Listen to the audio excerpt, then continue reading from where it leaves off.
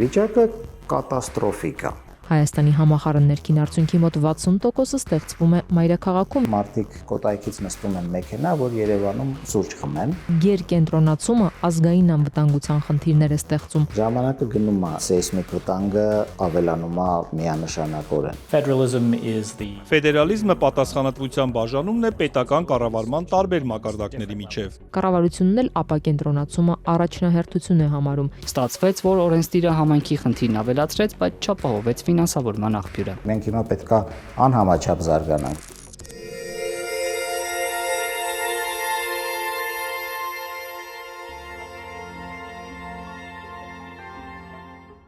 Հասկանալու համար, թե որքանով են Հայաստանի մարզերը հավասարաչափ զարգացած, պարտադիր չէ անգամ մասնագիտական զեկույցներ բացել։ Բավական է միայն նայել Երևանում մեկը մյուսի հետևից վեր խոյացող հարյուրավոր բարձրահարկերին, վերջին տասնամյակներում գոյացած նոր թաղամասերին եւ համեմատել մոտ 4 տասնամյակ առաջ տեղի ունեցած երկրաշարժից հետո Գյումրիում այդպես էլ չվերացած ավելի քան 2000 վագոն տնակների հետ։ Այստեղ երկրաշարժից հետո ծնված երեխաներ են մեծանում, ովքեր այդպես էլ նորմալ կացարանում երբևէ չեն ապրել։ Եթե այս համեմատությունը բավարար չէ, կարելի է դիտարկել օրինակ բուժհաստատությունները, դրանց կեսը կենտրոնացած են միայն մեկ քաղաքում՝ Երևանում։ Վիճակագրությունն էլ կարող է պատկերն ամբողջացնել։ Հայաստանի համախառն ներքին արդյունքի մոտ 60%-ը ստեղծվում է մայրաքաղաքում եւ միայն 40%-ը մարզերում, ու նաեւ մեծ է անհամաչափությունը հենց մարզերի միջև։ Տնտեսության 20%-ը բաժին է ընկնում 3 մարզերի՝ Արարատին, Կոտայքին եւ Սյունիքին, իսկ մյուս բոլոր 7 մարզերն իրար հետ ստեղծում են մնացած 20%-ը։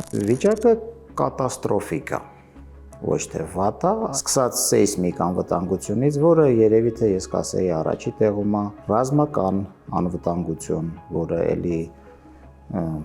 հուսով ենք, որ մի քիչ հետաձգվել է, բայց մեկը մեր տարածաշրջանում ոչ մի վստահություն չկա վաղվա օրվա մեջ, տնտեսական անվտանգության,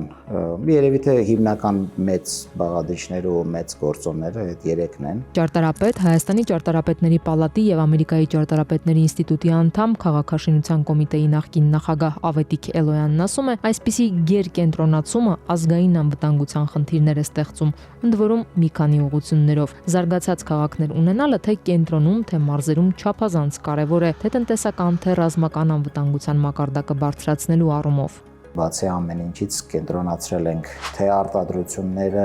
թե ֆինանսական հնարավորությունները ամբողջ հանրապետության մի կետում, որը ցանկացած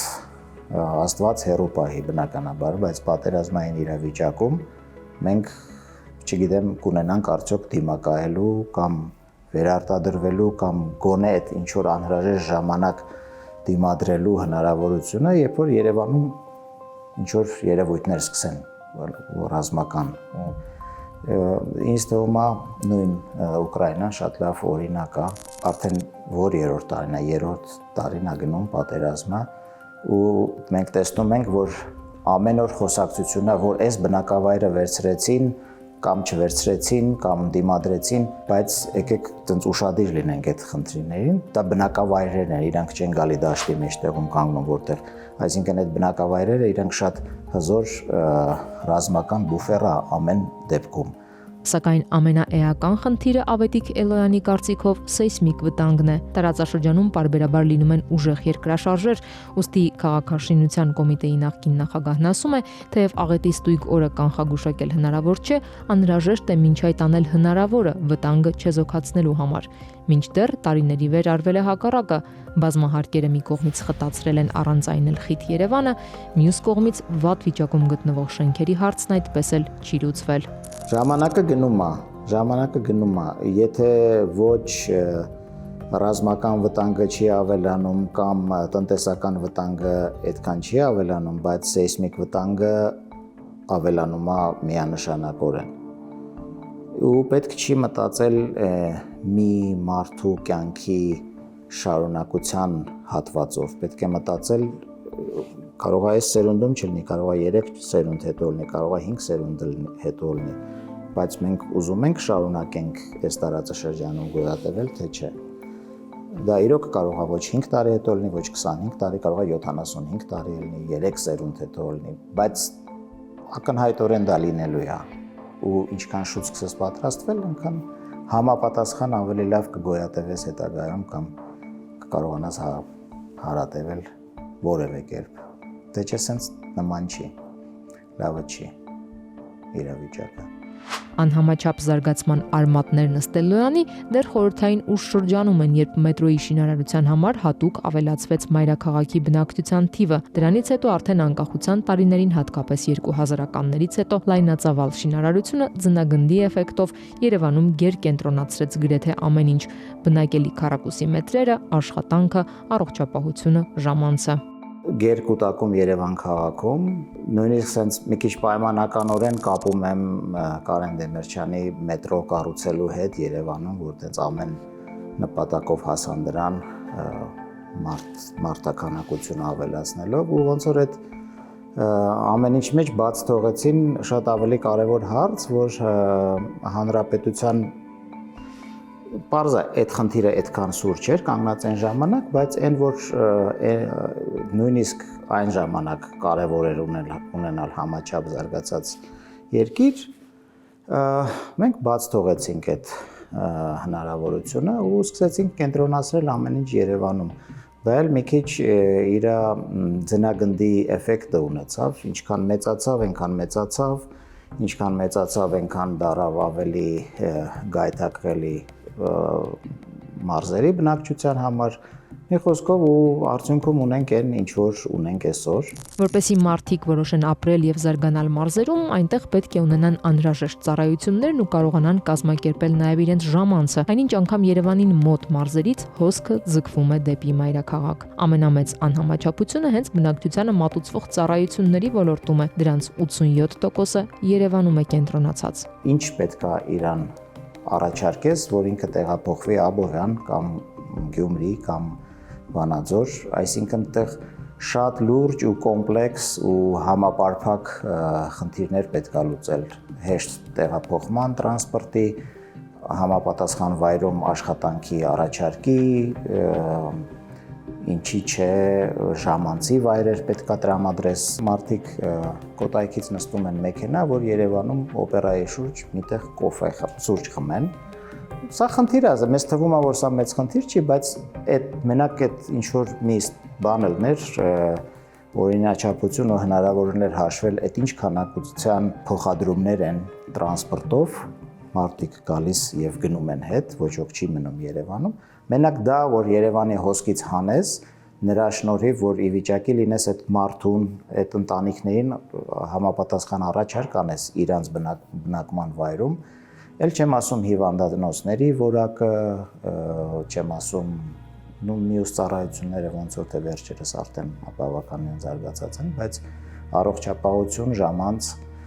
դրանք խնդիր են։ Ակադեմիական քաղաքի գաղափարը գուցե հնարավոր լիներ դիտարկել որպես ապակենտրոնացման փորձ, բայց դա էլ թեև սկզբում նախատեսվում էր մարզերից մեկում իրագործել, վերջում տեղափոխվեց Երևանի Արվարձան։ Բացի այդ, Ավետիք Էլոյանն ասում է, ծրագիրը արդյունավետ կլիներ, եթե ընդհանուր քաղաքականության մի մասը լիներ, մինչդեռ ապակենտրոնացման հարցում համակարգված մոտեցում չի երևում։ Արվում են ինչ-որ թույլ փորձեր դրա դեմ պայքարել, բայց ես չգիտեմ դա դրանով է պայմանավորված այդ օրինակ ակադեմիական քաղաքը կարող ես մտածել, որ դա փորձերից մեկն է մի քիչ ապակենտրոնացնել Երևանը, դուրս հանել գոնե ուսանողությանը, որ բոլոր այն շենքերը, որտեղ բուհերն են, բավականին վատ վիճակում են նախագծված եւ կառուցված այլ նորմերով, սեյսմիկ նորմերով եւ դրանք վտանգված են ու դրանք երևի թե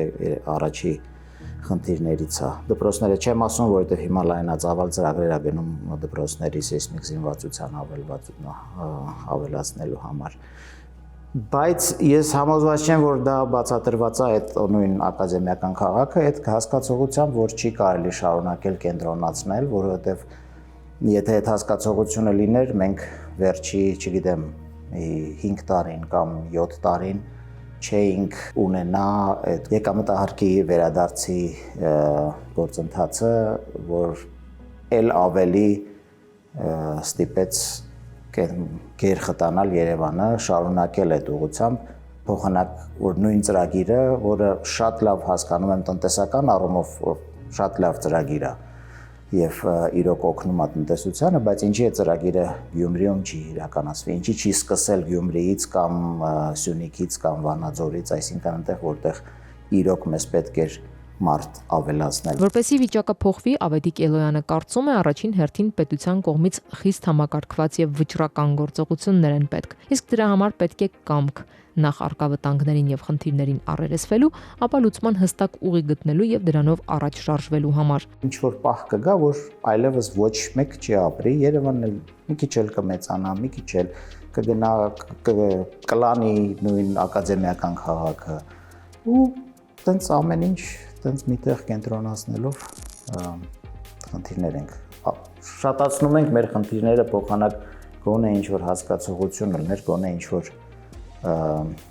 հասկացողությունը կարող է եւ կա, բայց պետքա լուրջ կամք է պետք, որպեսզի փոխենք այս ճանապարհը, որով տենց շարունակում ենք մեխանիկորեն ապրել։ Համաչափ զարգացման մասին այլևս ուշ է մտածել։ Հնարավորություններն արդեն բաց են թողնված։ Հիմա ժամանակն է վճռական քայլեր անել, գոնե անհամաչափությունը վերացնելու ուղղությամբ, ասում է։ Համաչափ զարգացման մասին կարող ենք խոսալ, երբ որ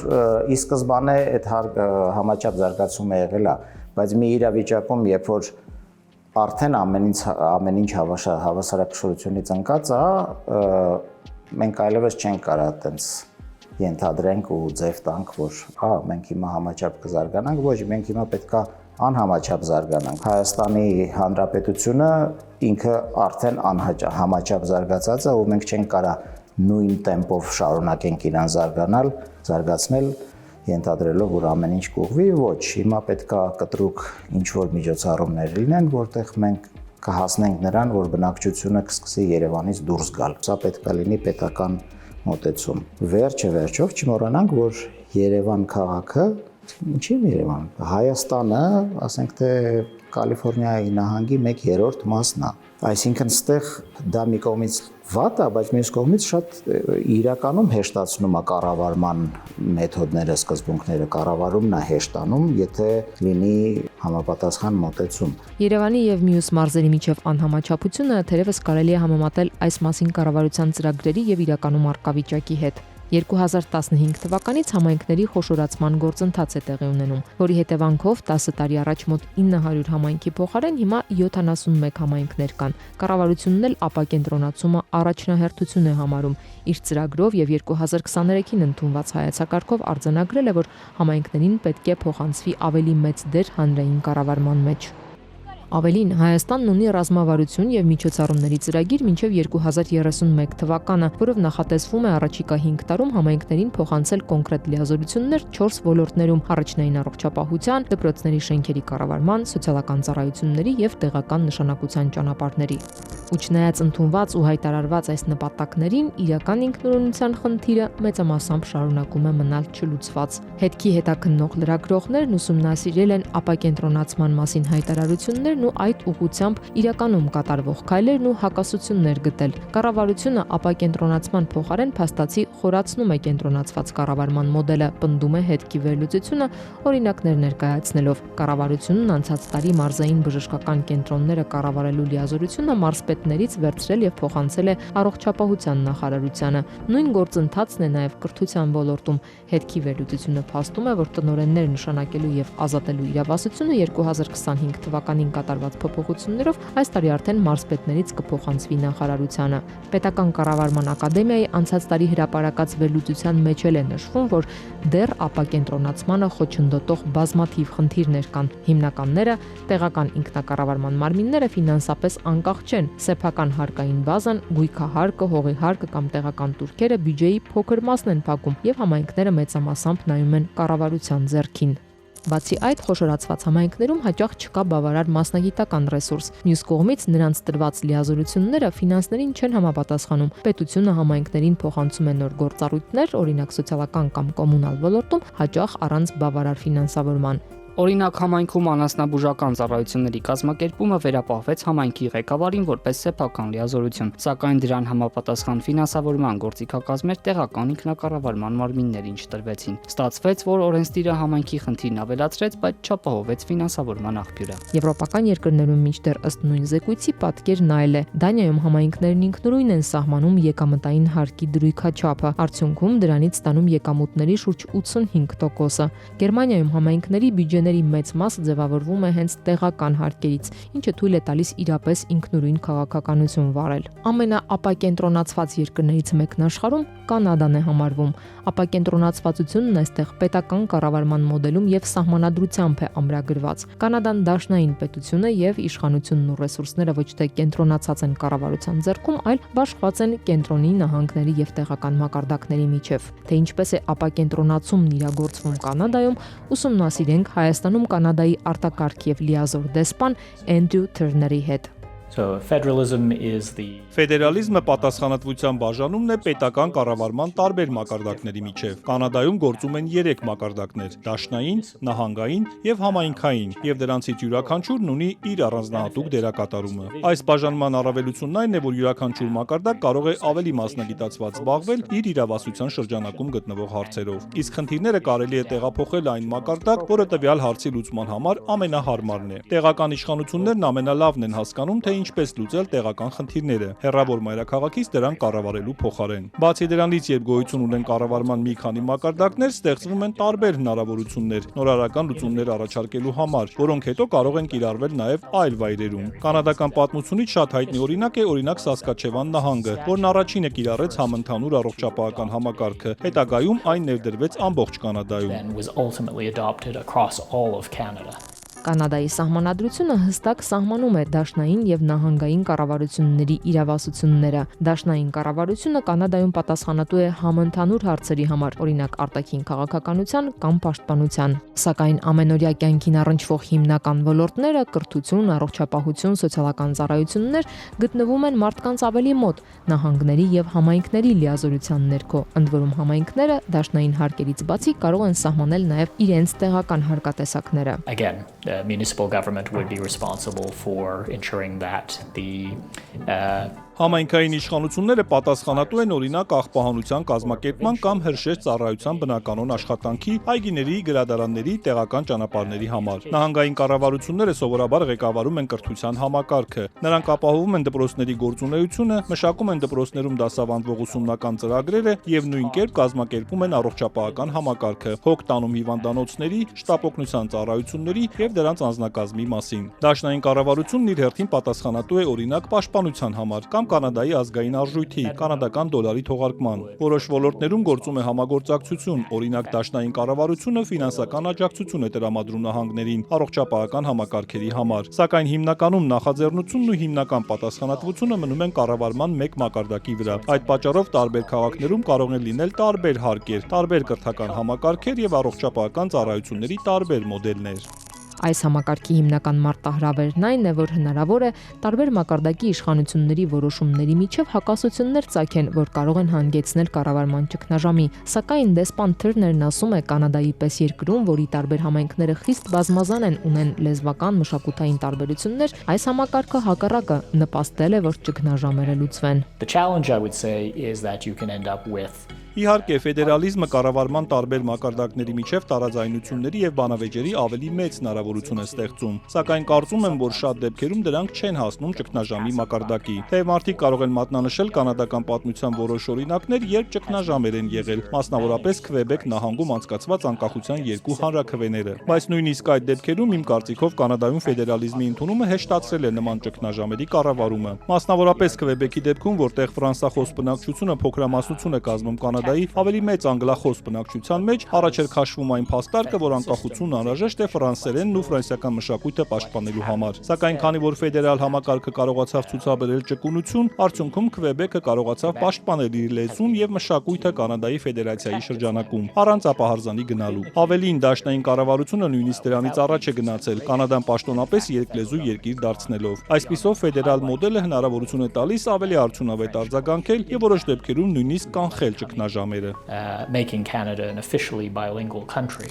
Հայաստանն ու Կանադան իհարկե շատ տարբեր են ամեն ինչով, երկրի չափով, կառուցվածքով, պատմությամբ, մշակույթով, սակայն արդյոք հնարավոր է Կանադայի փորձը ապակենտրոն կառավարման եւ ավելի ինքնուրույն համայնքների առումով կիրառել նաեւ Հայաստանում։ Դեսպանն ասում է, այցելելով Հայաստանի տարբեր հատվածներ, տեսել է, որ մարզերը շատ տարբեր են իրենց կարիքներով եւ առաջնահերթություններով։ fact that the country may be smaller geographically or smaller in the size of its population. Փոքր երկիր լինելը դեռ չի նշանակում, որ այն միատարր է ու միատեսակ։ Օրինակ Տավուշում իրավիճակը շատ տարբեր է Սյունիքից։ Այս առումով իհարկե Հայաստանն ինքը պետք է որոշի, արդյոք ֆեդերալիզմը հարմար մոդել է իր համար, թե ոչ։ Սակայն կարծում եմ օգտակար կարող է լինել սկզբունքը, որ հենց այդ մարզերում ապրողները կարողանան իրենց շահերն ու խնդիրները ներկայացնել ու դրանք ճշգրիտ արտացոլվեն կառավարման համակարգում։ Եթե վերադառնանք Սասկաչևան եւ առողջապահության օրինակին, երբ ունես տարբեր իրավասություններով տարածքներ, նորարարության ու ստեղծարարության ավելի շատ հնարավորություններ կան։ Կարելի է օրինակ որևէ ծրագիր իրականացնել մի մարզում, տեսնել արդյոք այն լավ է աշխատում եւ ապա այն կիրառել այլ վայրերում։ Օրինակ, եթե Արարատի որոշ համայնքներ կարողանան մշակել տեղական մակարդակում ջրային ռեսուրսների կառավարման ավելի արդյունավետ մեխանիզմ, ապա այդ փորձը կարող է տեղափոխվել երկրի այլ հատվածներ։ Օգտակարն այն է, որ տարբեր մակարդակներում գործող իշխանություններն ու տարբեր տարածաշրջանների ձայները ներգրավված լինեն որոշումների կայացման գործընթացում։ Voices in different levels of government being involved can manifest in many different ways. Իդեպ 90-ականներին, երբ քննարկվում էր առաջին սահմանադրությունը, նախագահական խորհրդարանական երկընտրանքի կողքին հրապարակված նախագծերից մեկը առաջարկել է նաև դաշնային պետություն ստեղծելու տարբերակը։ Պատգամավոր Մեխակ Գաբրիելյանն էր սահմանադրության իր տարբերակում առաջարկում ստեղծել Հայաստանի ֆեդերատիվ հանրապետություն, կազմված 5 ինքնավար աշխարհներից՝ Սյունիք, Գուգարք, Շիրակ, Այրարատ եւ Գեղարքունիք։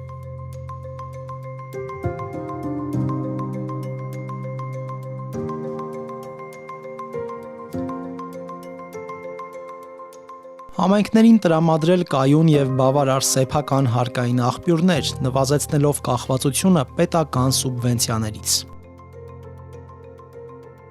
Խթանել տեղական նախաձեռնությունները եւ թույլ տալ, որ մարզերը փորձարկեն սեփական լուծումները։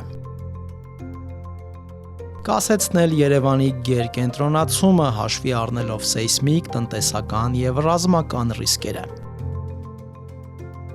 Ապակենտրոնացումը դարձնել ոչ թե առանձին քայլերի շարք, այլ միասնական պետական քաղաքականություն։ Ընդունել, որ անհամաչափության վերացումը հրատապ անհրաժեշտություն է։